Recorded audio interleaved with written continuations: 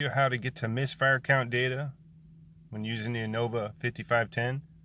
So once you've established a communication with your vehicle, you're going to press the menu button, and then you're going to go into system test, which should be the first option, then OBD monitor test, which should be the first option after that as well.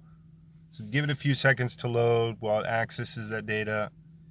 Not only will it show cylinder misfire count data, it's going to show exhaust, O2, things like that. So what you'll do is you're going to scroll down. Misfire count data is usually always at the bottom. And this is a V6, so it's going to only have 6 cylinders, but there you go. Now I don't have any cylinder misfires. I don't have any vehicles that it can actually test that have that as well. But this is what you would do to look at your misfire cylinder count data in your Innova 5510. So go ahead and enter in whatever cylinder you want to look at. Go down, there should be 4 pages for each one. It's going to give you the min, the max, test values. Remember, you're going to have to also know your hexadecimal number as well.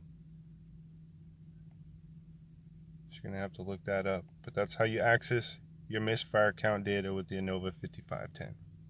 And just to get back, just hit the menu button, go back to the main menu. Press any hotkey, just means any of the main buttons to get to a main screen. So hit DTC button is going to go back to the main screen.